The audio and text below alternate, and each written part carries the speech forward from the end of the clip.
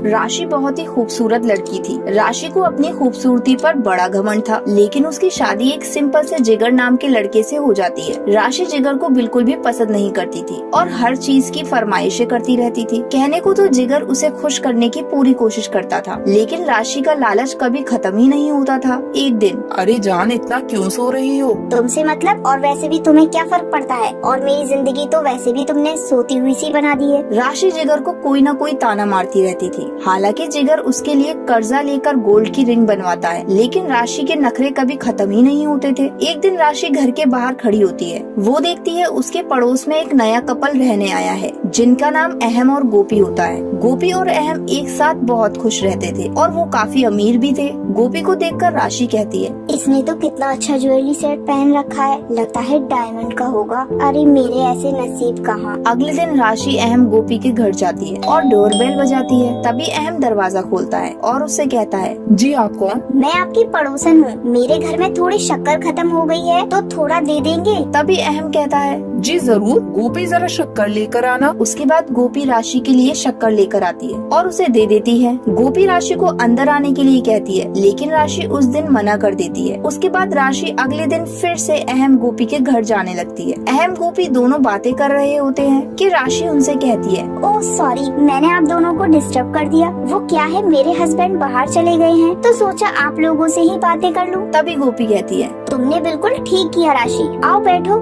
उसके बाद राशि अपनी मीठी मीठी बातों से उन्हें फंसा लेती है और रोज उनके घर आ जाया करती थी। कभी कभी गोपी काम से बाहर चली जाती थी, तो उसकी गैर हाजिरी में भी वो अहम से बातें करती थी। अहम राशि से कहता है, बस करिए भाभी, हंसते हंसते पेट दर्द हो गया। आप तो मेरी जान ही ले लेंगी। अरे ऐसा मत बोलिए अहम जी, आपकी जान तो बहुत कीमती है। आपके लिए हम भी जान दे देंगे। एक बार बोलिए तो सही। ये आप क्या कह रही है भाभी? आप तो सीरियस ही हो गए। अरे भाभी हूँ आपकी, थोड़ा मजाक तो कर सकती हूँ। इनडायरेक्टली राशि अहम को कई इशारे करती थी, लेकिन अहम गोपी से बहुत प्यार करता था। वो राशि की बातों पर ध्यान नहीं देता। एक दिन गोपी अहम से कहती है, अहम जी घर से रोज फोन आ रहे हैं। वो धवल भाई की शादी है ना, तो पहले से जाना होगा। अहम कहता है, ठीक है चली जाना, मेरा काम खत्म हो जाएगा तो मैं आ जाऊंगा। उसके बाद गोपी अपने भाई की शादी की वजह से 20 दिन के लिए अपने मायके चली जाती है। ये बात राशि को पता चलती है और वो बहुत खुश होती है। वहीं जिगर भी घर से बाहर गया हुआ था। एक दिन रात को 9 बजे के टाइम राशि अहम के घर जाती है और उससे कहती है, हेलो अहम, कैसे हो? गोपी कब आएगी? मैं ठीक हूँ भाभी, बस रोटी बना रहा था और गोपी को तो अभी काफी दिन लग जाएंगे। रोटी बना रहे हो? अरे मुझसे क्यों नहीं कहा? एक पल में ही पराया कर दिया। चलो मैं बनाती हूँ आपका खाना। वैसे तो राशि घर पर कोई काम नहीं करती थी, लेकिन अहम को बातों में लेने के चक्कर में वो उसके लिए रोज खाना बनाती थी। एक दिन करीब सुबह 7 बजे राशि अहम के घर आती है और उससे कहती है, अहम जी मेरे बाथरूम का शावर खराब हो गया है, मैं आपके बाथरूम में नहा सकती हूँ क्या? हाँ जी भाभी, आप नहा लीजिए, आपको कोई परेशानी नहीं होगी। अब राशि बाथरूम में पहले से ही कैमरा लगा देती है और ऑटोमेटिक क्लिक का बटन ऑन कर देती है। अब राशि चिल्लाती है, अहम जी बचाइए मुझे। अहम जल्दी से भागा भागा बाथरूम में जाता है और राशि अचानक से अहम को गले लगा लेती है और उन दोनों के फोटो क्लिक होते रहते हैं। हालांकि अहम को राशि से गले मिलकर अच्छा लगता है, लेकिन वो गोपी को याद करके उसे पीछे धक्का दे देता है। अगले दिन अहम के घर एक पार्सल आता है, उसमें राशि और अहम के वही फोटोज होते हैं। वहीं राशि भी अहम के घर वो फोटो लेकर आती है और उससे कहती है, अहम जी देखो ना, कोई हमें ब्लैकमेल कर रहा है। उसने मुझसे 1 लाख रुपए मांगे हैं, अब मैं क्या करूं? अहम राशि पर भरोसा करके उसे 1 लाख रुपए दे देता है। ऐसे ही रोज राशि कभी 5 लाख रुपए मांगती तो कभी 3 लाख रुपए। तभी अहम को शक होता है, जरूर दाल में कुछ काला है। और वो गोपी को कॉल कर देता है। कॉल करके अहम गोपी को सारी बात बताता है। तभी फौरन गोपी घर आती है। अब राशि वहाँ आ जाती है और गोपी को देखकर उसके तोते उड़ जाते हैं और वो कहती है, अरे गोपी तुम इतनी जल्दी कैसे वापस आ गई? गोपी कहती है, क्यों तुम खुश नहीं हुई? मुझे अहम की बहुत याद आ रही थी, इसलिए मैं जल्दी आ गई। तभी गोपी वो फोटो राशि को दिखाती है और उससे कहती है, कौन तुम्हें ब्लैकमेल कर रहा है? बताओ मुझे। मेरे भैया पुलिस में हैं, वो हमारी मदद कर देंगे।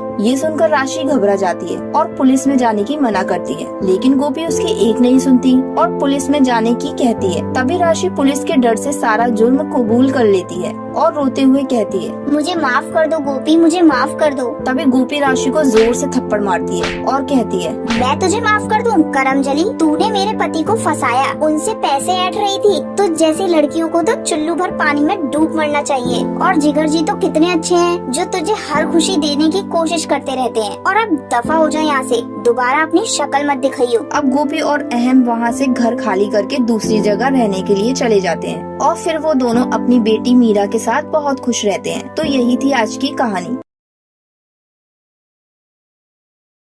एक शहर में कोकिला और आलोक नाम के पति पत्नी रहते थे। कोकिला की एक देवरानी और एक देवर होता है। कोकिला की एक नंद भी होती है जिसका नाम गोपी होता है। कोकिला काफी अमीर होती है। कोकिला का एक नौकर होता है जिसका नाम अहम होता है। अहम को सभी लोग परिवार का सदस्य मानते थे और कोकिला अपने बेटे की तरह अहम से प्यार करती थी। अहम कोकिला और आलोक के हर काम को पूरा कर देता था। एक दिन गोपी मंदिर जाती है। फिर कोकिला कहती है, गोपी तुम आज मंदिर अहम के साथ चली जाओ क्योंकि रास्ते में बहुत बारिश हो रही है, तो अहम परेशानी में मदद कर देगा। फिर गोपी कहती है, ठीक है भाभी माँ, मेरा भी साथ हो जाएगा। अब गोपी और अहम मंदिर जाते हैं। रास्ते में कुछ गुंडे आ जाते हैं। उसके बाद अहम बड़ी समझदारी से गोपी को उन गुंडों से बचाता है। फिर गोपी कहती है, शुक्रिया अहम, आज तुम नहीं होते मेरे साथ तो पता नहीं क्या हो जाता। उसके बाद दोनों घर जाते हैं और गोपी कोकिला और आलोक को सारी बात बताती है। ये सुनकर आलोक का छोटा भाई और उसकी पत्नी उर्मिला अहम से जलते हैं। वो कहते हैं, इस 2 टके नौकर ने भैया भाभी पर जादू कर दिया है, हमें ही कुछ करना होगा वरना ऐसा ना हो भैया सारी प्रॉपर्टी इसके नाम कर दे। उसके बाद आलोक का भाई और उसकी पत्नी उर्मिला अहम को घर से बाहर निकालने का प्लान बनाते हैं। उर्मिला कहती है, अब मैं अपना हार निकाल कर अहम के बैग में रख दूंगी और अहम पर चोरी का नाम लगा दूंगी और सबसे बोलूंगी कि उसने ही मेरा हार चुराया है। अब उर्मिला ऐसा ही करती है। वो सबसे कहती है, अरे मेरा हार कहाँ गया, मेरी शादी का हार था, किसने चुरा लिया। फिर उर्मिला कहती है, कहीं किसी के पास तो नहीं चला गया, मैं सबके बैग चेक करना चाहती हूँ। फिर उर्मिला सबके बैग चेक करती है और अहम के बैग में वो हार निकलता है। ये देखकर कोकिला और बाकी सभी हैरान हो जाते हैं। अब कोकिला गुस्से में कहती है, अहम मुझे तुमसे ये उम्मीद नहीं थी, तुम ऐसा करोगे, अब निकल जाओ इस घर से और यहाँ कभी मत आना। फिर अहम कहता है, भाभी माँ मैंने चोरी नहीं की, पता नहीं ये कैसे आया मेरे बैग में। लेकिन कोकिला अहम की एक नहीं सुनती है और अहम को घर से बाहर निकाल देती है। अब अहम दूसरे शहर चला जाता है। अहम कहता है, मुझे अब अपने सपनों को पूरा करना है, मैं एक्टिंग करके बड़ा एक्टर बनूंगा। फिर अहम अपने दोस्त जिगर के पास जाता है और उसे सारी बात बताता है। अब जिगर अहम को एक स्टूडियो ले जाता है। वहाँ अहम एक नौकर का काम करता था। एक दिन अहम एक्टिंग कर रहा होता है, तभी अचानक एक फिल्म डायरेक्टर अहम की एक्टिंग को देख लेता है और अहम से कहता है, अरे वाह क्या एक्टिंग करते हो भाई, तुम अब आने वाले कल के सुपरस्टार हो। फिर अहम अपनी मेहनत से एक्टिंग करके सुपरस्टार बन जाता है। वहीं कोकिला का पति एक दुर्घटना में मर जाता है। अब कोकिला और गोपी अकेले हो गए थे